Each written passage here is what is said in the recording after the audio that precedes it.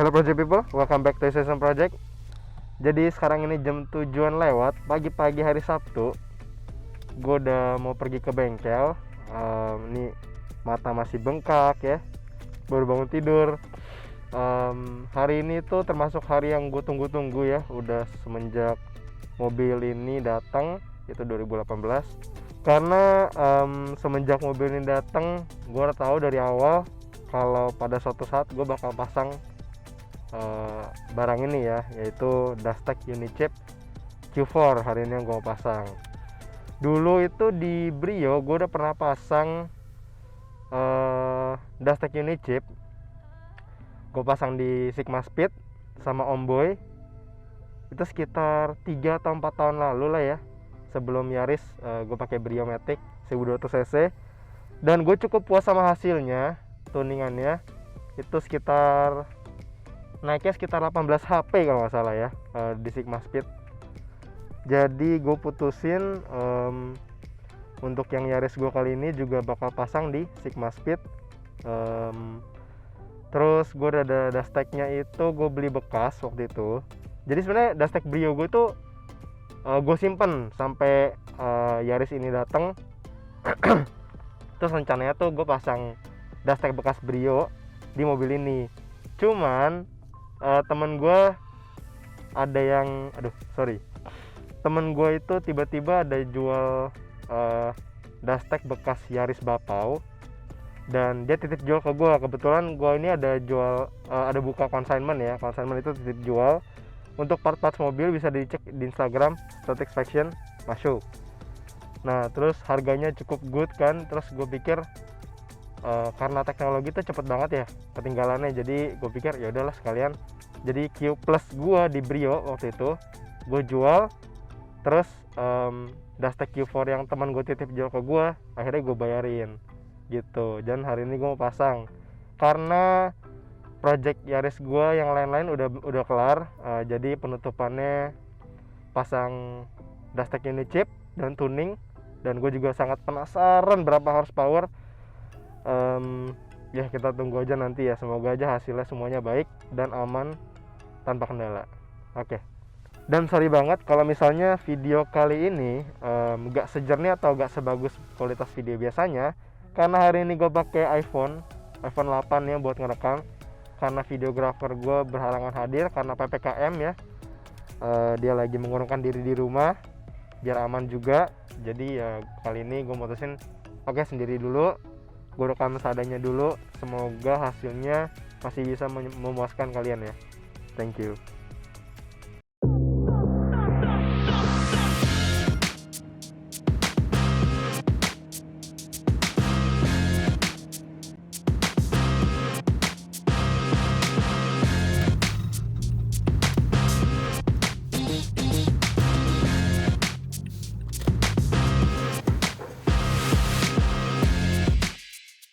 Oke, ini gue udah sampai di Sigma Speed Jati Bening.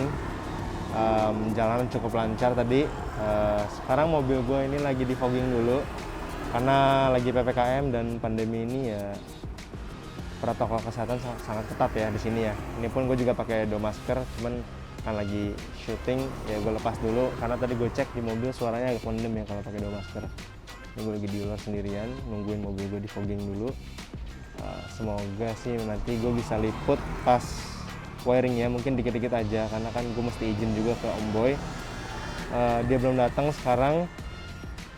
Terus kemarin dia bilang untuk di bengkelnya gak boleh masuk ke daerah sana, jadi mungkin gue izin dulu nanti sama Om Boy baru gue boleh ngerekam bagian dalam gitu sih.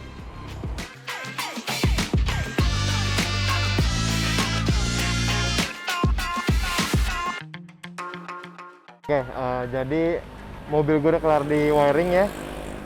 Tapi sorry gue nggak bisa liput, soalnya kan tadi kan daerah dalam, jadi gue nggak bisa masuk ke sana. Nggak enak juga kalau masuk-masuk kan. Terus ombonya tadi belum datang, terus ini baru datang, ternyata wiringnya udah kelar.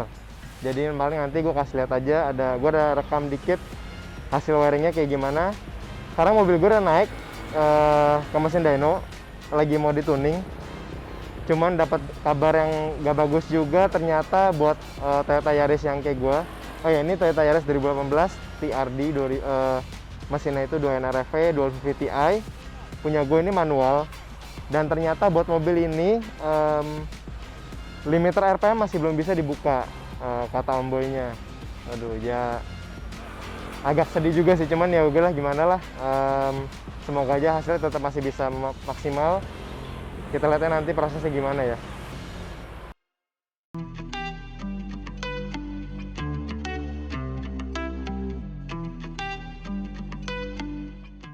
Oke, sekarang proses tuning udah dimulai, tapi hujan dan dari dalam suaranya berisik banget, jadi gue nggak banyak ngomong. Mungkin gue kasih lihat aja nanti proses tuningnya, dynonya kayak gimana ya.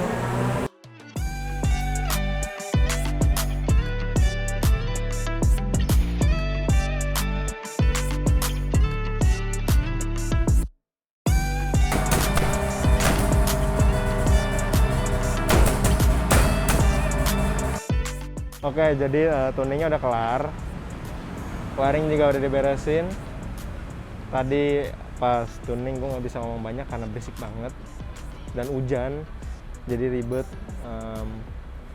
Hasilnya berapa gue belum lihat. Ini si Om Boy-nya mungkin lagi map, entah cetak mappingnya atau gimana ya. Cuma nanti kita lihat aja hasilnya berapa HP, semoga memuaskan. Jadi stay tune terus. Thank you. Oke, halo. Ini udah 2 bulan kayaknya semenjak gue pasang Dastek. Kemarin pas dari Sigma, gue udah gak sempet bikin closing karena udah gelap. Jadinya tadi gue mikir buat coba dulu nih mobil gue nih, seminggu baru gue review lagi, terus bikin closing sama kesimpulan. Terus udah tuh, gue udah pakai mobil gue, udah gue cobain. Seminggu kemudian udah gue rekam lagi. Masalahnya pas gue rekam, gue udah 2 jam ngerekam, terus gue bagusnya itu cuma di video terakhir, dan video terakhirnya nggak rekam.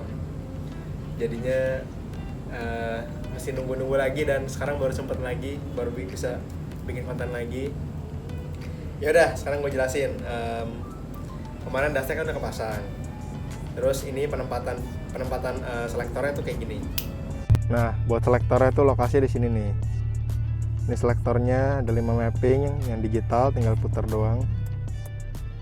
Terus ini launch controlnya.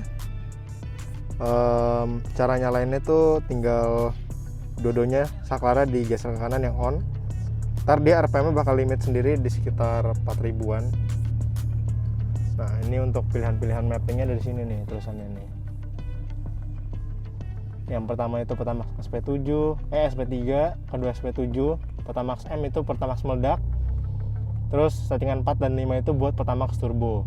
SP3 sama SP7 itu berarti respon gasnya.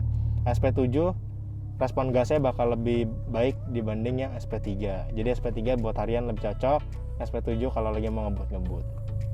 Sip, nah kayak gitulah penempatannya. Terus kemarin kan gue pasang itu ada iDrive, Dastek-nya, launch control, throttle module, pokoknya lengkap lah ya. Dan launch control itu buat yang bagi yang belum tahu, itu gunanya buat ngelimit RPM kalian saat di rev atau saat digas. Jadi kalau misalnya di mobil gue manual, gue pakai launch control.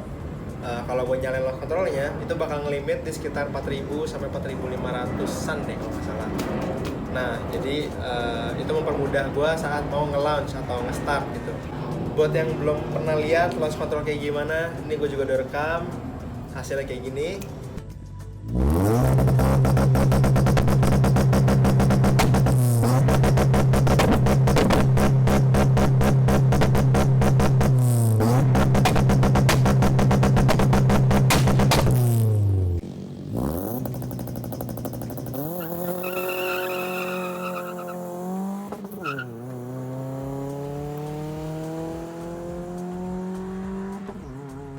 Sip. Ya, itu sebenarnya Yaris gue sebelum di Dastek, sebelum pakai launch control, setiap nge-start itu pasti ngebok itu gue udah start di RPM 5000, pantengin, pas di start tetap turun lagi ke 3000. Jadi nggak ada powernya lah. Nah, ini Dastek sih sangat membantu banget. Selain dari tenaganya naik kan, meningkat jauh, dengan ada launch control ini jadi memperbagus start gua lah gitu.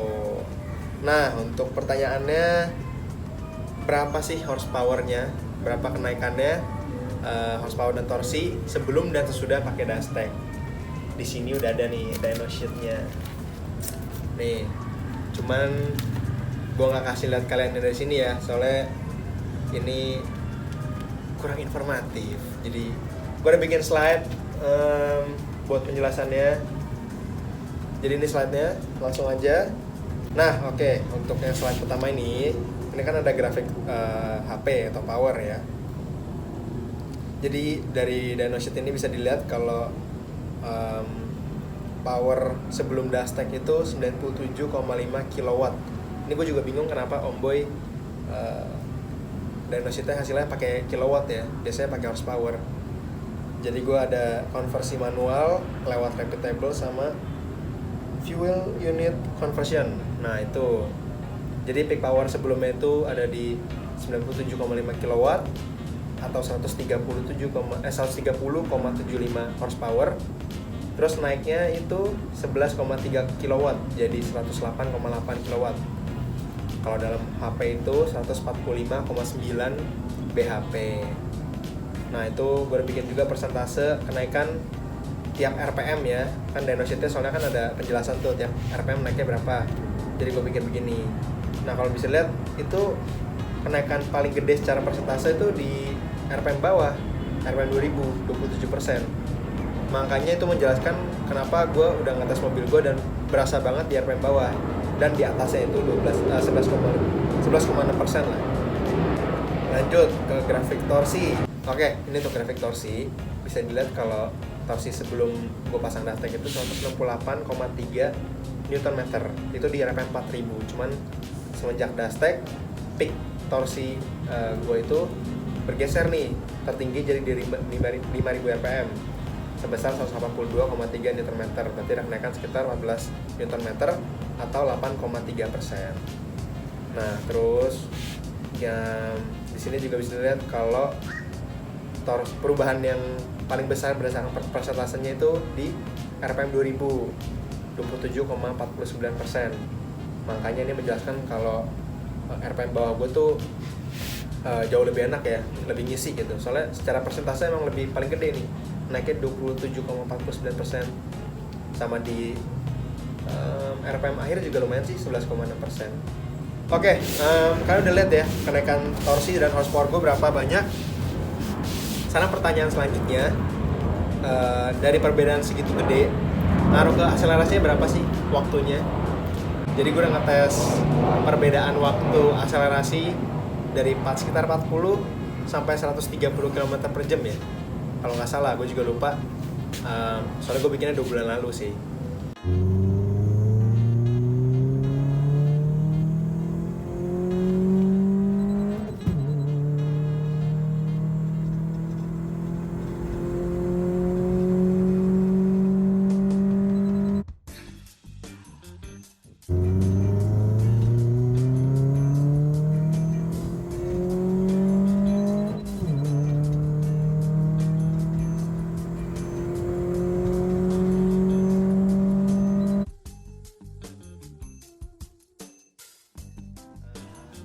Dilihat kalau walk time gue lebih cepat sekitar 1,5 detik dari 40 sampai 130 akselerasinya, dan itu sangat-sangat beda ya.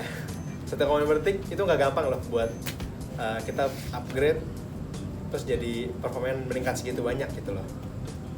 Terus kenapa gue nggak 0 kecepek? Karena kalau 0 kecepek kan mobil gue manual nih, bukan tinggal gas rem. Gue merasa belum jago buat hasil yang sama tiap kali gitu loh nge-start. Jadi kan bisa aja gue salah tekan kopling, telat tekan kopling lah, shiftingnya belum lagi. Jadi jangan dari nol, karena gue mau membatasi human errornya. Jadi benar-benar tenaga mesin aja. Shiftingnya pun gue cuma shifting sekali, jadi minim banget lah hasilnya nggak valid karena salah shifting atau gimana. Gue startnya dari gigi 2 ke 3 doang. Padahal sih sebenarnya kecepatan 4 segitu masih bisa dari gigi 1, cuma kan kalau terlalu banyak shifting nanti banyak salah gue, waktunya jadi nggak valid gitu. Jadi ditutup dulu konten kami kali ini. Gua kali ini untuk next vlog bakal ada mau pasang spoiler di mobilnya Jeremy. Jeremy itu videographer gua sama editor gua di sini di Sesa Project. Kenapa gue bisa tahu? Karena gue baru aja pasang spoilernya dan bikin kontennya sama Jeremy. Ini juga baru kelar, makanya gue bisa tahu. Ya udah, ditutup dulu konten kali ini ya. Semoga konten ini informatif, kalau enggak menghibur lah buat kalian. Jangan lupa udah tau lah ya, paham lah ya. Gak usah disuruh ya. Thank you ya. Dah, bye bye.